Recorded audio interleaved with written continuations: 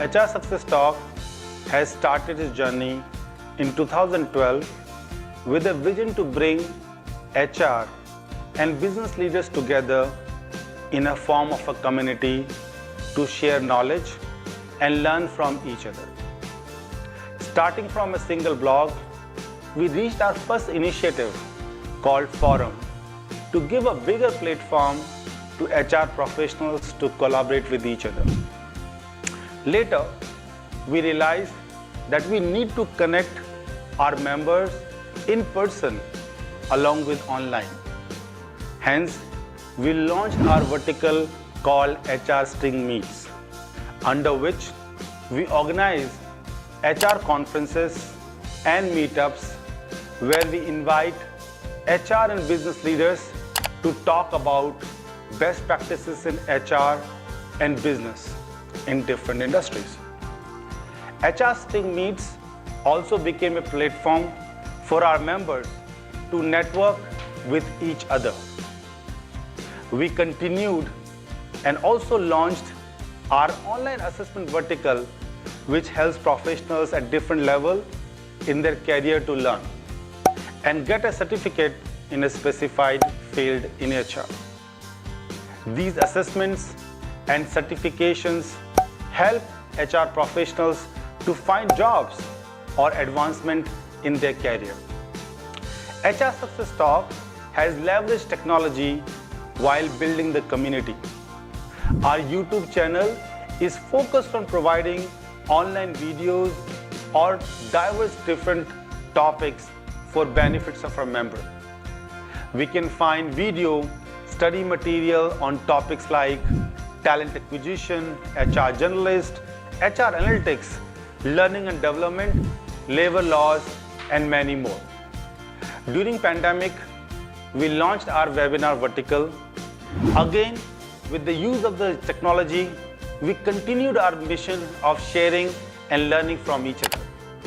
We touched thousands of lives across the globe and shared knowledge which was meaningful for our members. In HR Success Talk, we believe in recognizing and appreciating the contribution of HR and business leaders in their field, which is equally important. Hence, we launched our award vertical to provide a platform to professionals to give an opportunity to showcase their contribution and get recognized for it. We believe in fairness and capability. Hence, our jury and selection process is built in such a way that it provides opportunity to those who really deserve it. HR Success Talk has a very good presence on multiple social media platforms and other communication channels like Facebook, LinkedIn, Instagram, WhatsApp, and Twitter. You can also visit our website www.hrsuccesstalk.com to read some interesting blog by our HR bloggers on trending topics and issues. We are a huge community with global presence in multiple countries and thousands members and growing every month. We provide a platform to our members where they can learn from each other, can share their knowledge, and knowledge for others' benefit, build relationships and networking, and leverage this networking in any way they feel like. We have so many stories where our volunteers have leveraged this platform to find jobs, get new business opportunities, find a mentor to guide. It is up to them how they wish to leverage and use our platform. And guess what? You don't have to pay a fees to be a member or fill any form. You can be a member by click of a button by liking our Facebook, LinkedIn page, or any other social media channel. Simple, isn't it? You must be wondering how we manage all this. Yes, you guessed it right. We have a force of highly talented volunteers who spend 3 to 5 hours every week of their time for this community. We also invest highly on the development of our volunteers and our HR team organize exclusive training sessions for them. Some of them have started as volunteers and today they are playing the leadership role in this community. If you also have the zeal and passion to serve the HR community and time to contribute, you can send your resume at info@hrsuccesstalk.com to be our volunteer. Our talent team will be in touch with you. For us, this is just a beginning. You can either choose to be part of the journey or watch it from a distance. Let's learn and share together.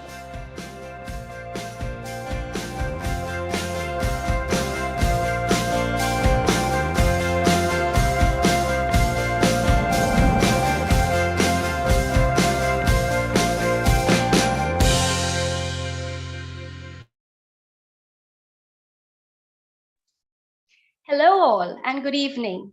Welcome to today's episode of Edge Talk series. I'm Shivani Deshpande, your host for today. A big welcome and thank you to all our viewers who are with us right now in this conversation. Firstly, I would like to extend our gratitude towards our media partners, Benefigo, an online guide for all HR professionals, and Aapki Khabar, a leading news portal from India. Edge Talk series, powered by HR Success Talk, is a platform that provides empirical learning where we get to understand life enriching experiences from great leaders all across the globe. As rightly said by Andrew Groove, the process of adapting to change begins with the employees. Well, our today's topic is going to revolve somewhere around a similar line. We are going to speak about one of the interesting and trending topics, that is technology impacting talent management. And to get more insights for the same, let's welcome one of our esteemed guest speakers for today, Mr. Raman. Mr. Raman is currently the Chief People's Officer at Log9, and he champions the people and culture agenda for the nanotech company, which is disrupting the clean technology space. Wow. As Raman says, he's an engineer by chance and an HR practitioner by choice. Well, he comes with 13 years of work experience spanning across multiple industries, whether it be IT, software products, R&D, HR, and so many more. Raman has completed his education from well-known institutions like BIT and XLRI Jamshedpur. He has won the NHRDN Young Leader Award in 2016. Not only that, but Mr. Raman has authored a lot of articles in the HR world and has had chance of speaking at various external forums, such as Great Place to Work Institute. So welcome, Raman, and thank you so much for being a part of this conversation with us today. Not just me, but a lot of our audience is already curious to know more about you. So please tell us about your journey. Where did you start from, and how have you reached where you are today? Good evening, Shivani. First of all, thank you for the great introduction, and thank you to the HR Success Talk team for giving me this opportunity to be here today. Coming from the steel city of Jamshedpur, just like everybody around me, I went on to do my engineering. During my engineering, I ended up learning more about music than algorithms and flowcharts. I started my career as a builder of software for multinationals and then realized there was this huge opportunity in helping people develop. My own experience acted as a catalyst for this, and I ended up in what was back then a very weird decision of joining the XLRA HR program instead of one of the IIMs where I had calls from. Looking back, eventually, I think it makes sense. In the past many years, I've worked with large multinationals in HR roles, and then the startup bug bit me, and I realized there are many problems to solve in the startup space, and joined Log9. Log9's purpose, which is to pioneer responsible energy, it's aimed towards reducing our planet's carbon footprint through sustainable innovations in clean energy. As the Chief People Officer at Log9, I strive towards making Log9 a place where people can be the best version of themselves. I'm responsible for architecting the vision, values, and culture of people at Log9 and bringing them to life through meaningful actions. Wow. Mm-hmm. I also lead a squad of supercharged individuals across the people attraction, transformation, and operations teams and act as the advisor to the founders at Log9. By the way, that's all the work bit. Love to read. Had a target of 21 books last year. And this year I have a target of 1 book per week. Hopefully Wow. getting to Okay. 52 by the Okay. end of the year. That's fantastic. I think there are very few professionals that I see who are a lot into even extracurricular activities, because I think we are all headed towards the startup space, getting ourselves so involved in the work culture, we kind of forget to enjoy too. But that's amazing to know. So now, as you know, we are here today to speak about the most introspective topic. That is, how is technology going to take over the new world, and how is it going to affect us? I think most of the HRs have been thinking about this a lot. So to begin with, I'd love to ask: do you think technology is changing the HR world for good? And if yes, how is it helping the leaders make better decisions? Okay, so before I come to the question, I'd like to talk a bit about how I got the invite from Arvind about this topic, technology impacting talent management. I got very excited simply because of two reasons. I love the topic, have some hands-on experience of using various technologies in HR and their abundance in multinationals that I've worked with, and also knowing the challenges of not having many HR technologies at Yeah. startups. Yes, yes. Second, there's a lot of content out there around HR and technology, which is very analogy driven. Just to give you an example, if we use tech in marketing surveys, then we should use HR for employee surveys. Or if we can order clothes through Flipkart and Amazon, then we should use HR for rewards and recognition. What I'd Correct. like to talk about today is more a first principles approach to HR tech. Having said that, wanted to talk about a little story, right? Last Yeah. week, my wife and I, we were taking our dogs for a walk. And we ended up meeting this friendly neighborhood kid, Krishna, who I'd also met earlier during our walks. Krishna told me that day that he's sad. I asked him, "Why are you sad, Krishna?" He said, "No one is buying my NFT." Oh, okay. Mhm. So I asked him, "What NFT are you selling?"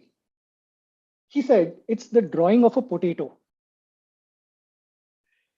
I said, "Okay, and why do you think it's not selling?" Krishna said, "Probably because I priced it a bit high." I All said, "How right. much did you price it for?" He said, $9 million. Okay, that's huge. So I smiled. I took a deep breath and started thinking about how I ordered 250 grams of potato on Big Basket the other day for just 9 rupees. Correct, correct. But that courage the kid had, that's huge.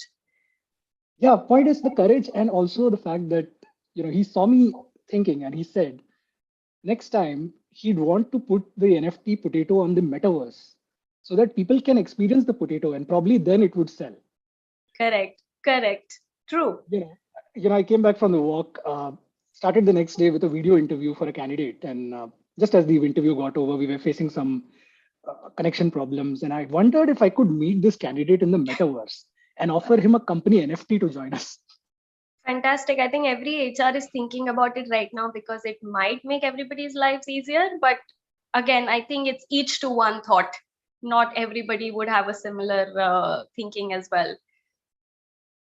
Absolutely, and my thought is, tech is here to disrupt every area. HR is also one of those areas. So, to your question, yes, tech is changing the HR world for good. In the cross section of people who end up using tech would be, for people who are in HR roles, for people who are people leaders, and for the people themselves. Today a people leader has to make a lot of decisions.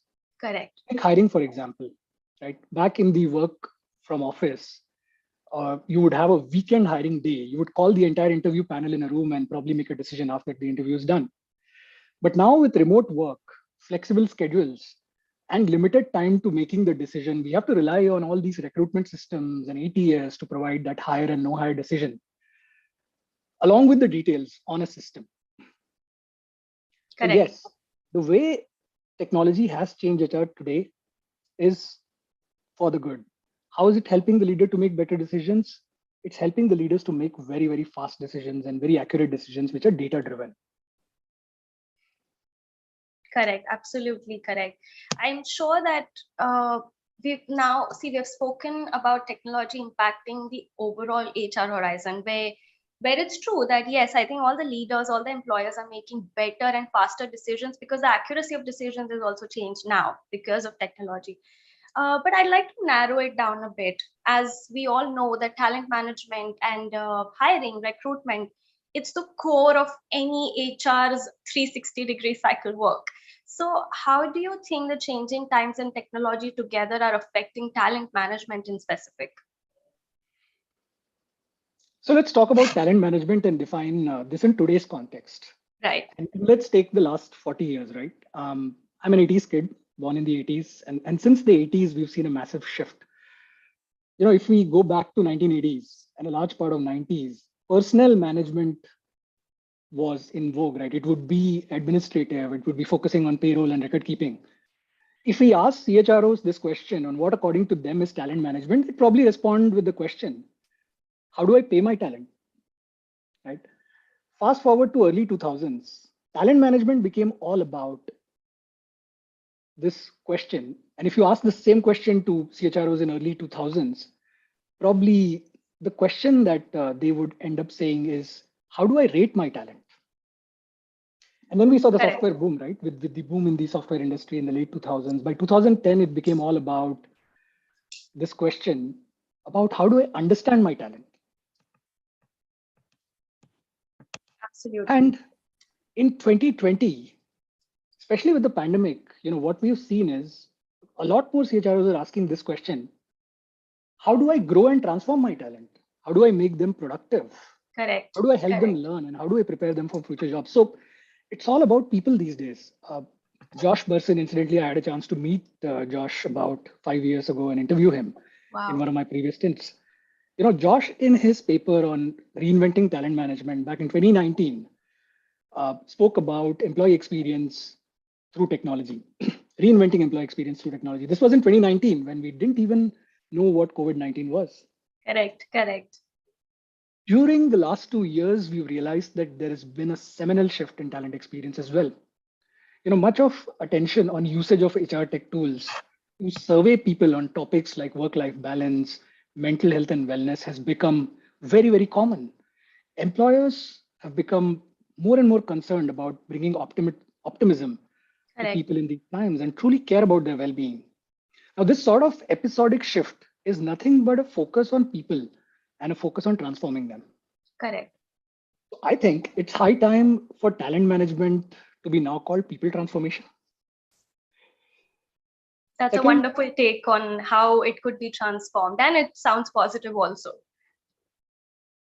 Yeah, second, speaking of technology, we saw many metaverse concerts recently, right? Speaking of metaverse, including India's own Daler Mehendi's concert.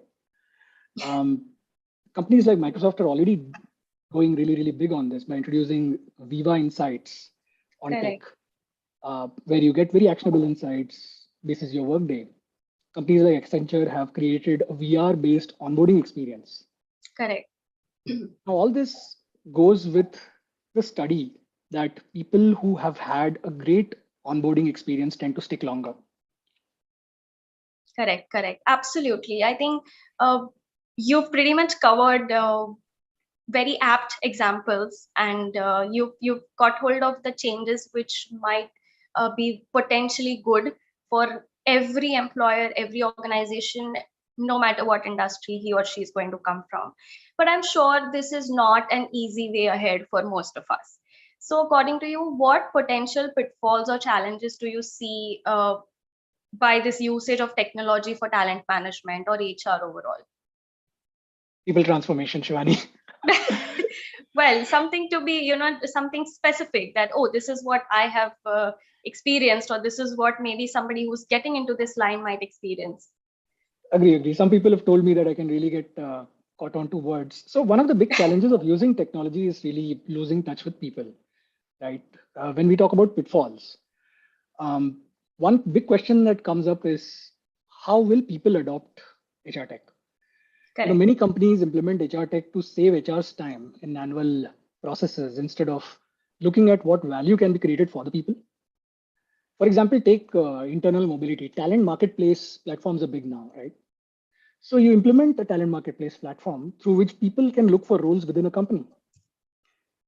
But then there have been instances where people haven't used the platform. And then you realize this and start asking a question, why do people not use the platform? When you ask a few people, they say that it's great to have a platform, but I Correct. don't feel comfortable trusting my manager because I feel my performance evaluation will get impacted if I put on my application on a talent marketplace. And if she gets to know that I'm looking for another job internally, I don't know how my rating is going to pan out. Correct. Right? So, the one Correct. way to probably address this challenge is by figuring out which areas across the entire hire to retire Hmm. people life cycle need to be A, physical, B, digital, and C, phygital. Okay, Phygital that's new. a If combination of both. hmm. Correct. Basis where the people's trust lies. Now, if there is low trust in a certain area in the hire to retire life cycle, it's probably better to go with a physical high touch approach instead of technology Correct. Correct. and build that trust first and then implement technology. Absolutely. This is one Absolutely. big challenge. Absolutely. Another big challenge of using tech is just hyper dependency on what tech says. And Correct. I think that's again a big challenge. Let's take this classic use case of culture building, right? There are many companies who've completely gone permanent remote work from home. Companies like Slack, Shopify, Atlassian, many Correct. companies in India have opted for permanent remote work. Now, the biggest challenge with this is culture building, where people can't see others' body language, which is about 70% of the communication or even higher, according to various studies. Absolutely. And the result of this is just lack of alignment. I personally worked from home for a very long time, and it was a big seismic shift for me to move into a completely in-person stroke hybrid environment. Now, wouldn't it be amazing to have virtual reality workspaces in the metaverse? Meta, Facebook back then introduced it. At Log9, we've introduced these culture nineisms: ask why, apply first principles, Okay. be Mm-hmm. direct, respect others, have fun, be ethical, be inclusive, debate and Correct. act swiftly. Now, Correct. we work together mostly in office and many times in a hybrid setup. For us at Log9, observing body language of people and realizing if someone isn't, say, respecting others is relatively simple. And there Correct. is a way that Correct. we can reinforce this behavior. But for many of the companies which are remote, this is hard. So, how do you then build a culture that truly connects with your company's purpose and your company's values? So, just like that Daler Mehendi concert, for example, you could have all hands meetings on Metaverse to engage Correct. people. Correct. You could tackle very complex topics, say inclusion, right? You could have, let's take this example, right? Zoom essentially is a two-dimensional interaction platform, or Teams for that matter. Correct. And these, Correct. video meeting tools are great for public speakers. But when you have people who are introvertish and not the best speakers, a metaverse can actually help them with avatars through which they can bring their own self to work, say as a 3D Correct. character. Correct. Correct. And there could Correct. be many more. Probably we'll need a separate episode on Edge Talks. But coming to Why not? coming to the potential pitfalls, all of these are great use cases. At the end of the day, what organizations need to figure out is where is there a higher trust in Right. the hire to retire life cycle, and therefore go ahead and think about using tech there. Correct. Very rightly said. And I think the second challenge which you discussed, I have personally been one of the victims of that either. So I completely understand your perspective on that and creating the trust and comfort of having this online world as well. Because maybe there are its own pros, which will only make the organization better. So it's beneficial overall, not just for the employee and, only employer. So talking now, we have spoken a lot from the employer's perspective as well. Just one more question to add on that. How do you suggest that the organizations improve adoption of HR technology by employees? I know that the employers will do everything to create the trust, to create the comfort that you'll make sure the employees walking in. But by the employees, how do you think the adoption should happen? I've been closer to a few people who work in product management roles, so they may not like this, but I would recommend two ways. First, we need to stop calling people who are using HR tech as users and start calling them as people. Like I mentioned earlier, there are too many analogies which have pervaded the HR space, and And just like that, this product management language of daily and monthly active users has pervaded the HR space as well. There's nothing wrong with using that framework of product management. The Correct. problem with this approach is that when we use words like users, it only caters to one aspect of a person or a human. Correct. Correct. Say, for example, when we order food on Swiggy or Zomato, it's because we are hungry and we'd like to eat something nice. But if you want to watch a movie, we binge on Netflix. Now, the scope of Correct. HR tech needs to be much more wider and engage with the whole person. It starts with viewing the employees as people, and therefore designing HR should be around the people. Say, for example, I'm an employee, I'm a person. Uh, the questions that this platform asks me is, how am I feeling today? Correct. What should I be prepared for? How should I prepare for it? How long is my day going to be? What should I learn during the day that helps me get better? Right. Instead of where should I see my pay slip or how should I apply for leave? While these are useful features to have, they solve Correct. HR's problem first, which is to save time as opposed to really building people experience. Correct. Correct. It'll be more personalized. So this mindset leads to systems which are too inward focused towards improvements in HR instead of HR's customers, the people. So this is one. Second, making it easy and frictionless to use HR tech. It's great to see today that most of the HR tech platforms are mobile first, cloud enabled, and help employees anywhere and easy access. However, many of them still need you to log in, set up your account. Just imagine if how easy it would be if the following happened, right? So, uh, A, uh, people love the tech. Say, for example, the app, after all the due permissions, auto installs in the background on your phone and on your laptop. It comes pre-populated with all your information, either from the HR database or from your LinkedIn profile or social. It looks at your calendar, sees an out of office and recommends automatically, what you need to do and checks in with you to say yes to a leave application. Uh, Second being people love the touch. So there are people around to help when this change is taking place. For example, from HR or from the teams, many times technology is this thrust to the business or thrust to the employees, adopted. Correct. And one Correct. other way is to have the HR business partners connect with the employee and have a complete download of the challenges basis her information and recommending the person a solution instead of starting from scratch. There is so much of information that's available on HCM platforms that can really help an HR business partner had a very, very quality conversation. Correct. So all this is to me is a bit of a wishful thinking, but yes, I think all of this is possible if you look at the person's problems as opposed to solving HR's own problem. Correct. Absolutely. I think what employees also love more is, like you correctly said, having that human touch, because policies and functions cannot always be only questioning about, oh, you have not done this and you have not done that, you should apply for a leave before you go, explain why you're going. There are so many things. So maybe having a little bit of human touch, keeping the systems very easy, I think that'll very much make sense. Which also brings me to my next question. Now, definitely throughout the conversation, we have been speaking about how technology is going to affect no matter what. It's going to create some or the other impact, not just on the HR world, but so many other sections of the corporate industry as well. So, what do you think the newbies or the new aspirants or people who want to get into this zone, they should keep in mind before they actually take their first step towards the whole HR tech trend happening? So I posted a poll on my LinkedIn profile today.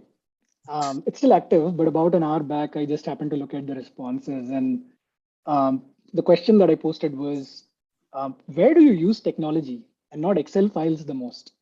Oh, okay. So what was the response? Yeah, so 8% of them said they use it for compensation and salary planning. 24% of them said they use it for performance rating and goals. 32% of them said they use it for hiring, interview selection. And guess what was the maximum? The highest percentage of people, 35%, said that they use it for engaging. employee engagement, surveys on Zoom, etc. So many people are saying through this poll that they're using tech for various HR decisions. Now, does this reduce the scope of HR or expand it? So let's take an example, say performance management. As we're getting closer to April 1st, where typically appraisals happen for companies, say you, an HR professional, has 5 days to run it. A lot of our audience must be wondering that it's an abysmally short time to run performance management, but let's assume True. it's 5 days for the sake of simplicity, True. right? So it's about 40 hours to run the performance management process. With an Excel file, how do you run performance management? You probably design and float a survey to all the managers and employees, which would consume, say, 4 hours. You would then give them 24 hours to prepare and provide their feedback. During all this time, all you're doing is just following up. Then you're consolidating their responses to the survey. You spend about 4 hours more. So you spent about 32 hours. Now, with the remaining 8 hours which are left in the week, you go to the people leaders for cases where there's a discussion or conflict and Correct. resolve that, and boom, 40 hours are gone. 40 hours are gone in just data management and consolidation. You've added limited value to the process. Now replace that with a performance management system. Here you activate the PM process at R0. All people leaders and employees get directly informed through automated triggers. Multiple follow-ups happen through the system during that same time frame of 24 hours while you're having your cup of coffee and maybe binging on a show on Netflix. Now you have 16 hours to look at dashboards that give you great insights about performance. Correct. Who are the highest performing employees, what percentage of the company, which teams they belong to, which are the highest performing teams, which teams have the largest gap between manager and employee self-assessment. Correct. So I think that the scope of HR would not reduce or increase with tech, it would evolve. Just like in this example, the scope evolved from a process management on performance to advising leaders on actionable performance insights. The question is whether the HR job descriptions of today can evolve with the evolution in scope of HR jobs with technology. And for all the new HR aspirants and leaders, like Carol Dweck says in her book, Growth Mindset in 2015, people believe that their most basic abilities can be developed through dedication and hard work. Brains and talent are just the starting point. So JDs are just an abstraction as long as you know that your job will evolve with technology and that you need to evolve faster than your job description. That's the big win. Correct. Absolutely. I think I really hope that our audience was sitting with pen and paper, because this particular answer, this particular insight was so necessary. And thank you so much for that. Honestly, this topic is such that it can be a never ending conversation as well. Definitely. And we might need another episode to continue the same. But before we pause our conversation for today, what would be that one keynote or giveaway from your end that you would like to highlight with regards to technology and talent management? Few things, maybe 4 of them, right? So the first is probably figuring out where to introduce tech. It's super important. Tech is not the solution to HR problems. It's just an enabler. Correct. The idea of tech or introducing tech is to solve for people problems. The second thing I'd say is talent management is old, people transformation is the new. So renaming and rechristening the way we look at some of our people programs, that's super important, because then you start looking at them as a very, very different lens. The third I'd say is try to solve for people transformation through tech, not for HR transformation. And last but not the least, analogies are good for solving for talent management, but people transformation really requires a first principles problem solving approach instead of solving by analogy. So these are probably 4 things I'd say would be keynotes for the audience. Absolutely. And thank you so much for that, because again, like I said, talent management is the key of everything. And having these insights from somebody who comes from the tech world as well were quite important for a lot of us to know. So thank you so much, Raman. On behalf of myself, the Edge team, and the HR Success Talk, we'd like to thank you for being here. We were grateful to have so many insights from you, and like I said, we'll think about having another episode with you for continuing the much more conversation around the virtual world for HR as well. So thank you so much for that one last as well. Since you mentioned that, one last piece is Adam Grant, the best-selling author, Yes, of also course. a professor, or famously said, he said the most meaningful way to succeed is to help others succeed. In an Correct. HR role, talent management is all about helping people succeed, helping them transform, whether it's with technology or without technology. The idea is to get people into these virtuous cycles where everybody succeeds, whether Correct. it's HR folks, people leaders, or the people themselves.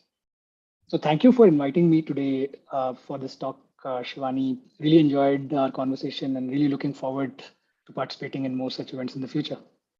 Absolutely our pleasure. And it's always great to have leaders like you who come with fresh thoughts. And these thoughts like these always want us to go back and introspect, change our perspective, perhaps, to look at things differently. And I'm sure not just me, but a lot of our audience has a lot of takeaways today. So thank you so much. And a big thank you to our viewers as well for being with us throughout the conversation. Please tell us through comments and messages about your key takeaways of today. We would love to know about those. And last but not the least, I'd love to thank our media collaborators, Benefigo and Aapki Khabar. A huge thank you to the HR Success Talk support team, because without them, this show is always impossible. And to all our viewers, we look forward to seeing you very soon for the next episode. So today it's me, Shivani, signing off. Thank you so very much. Thank you.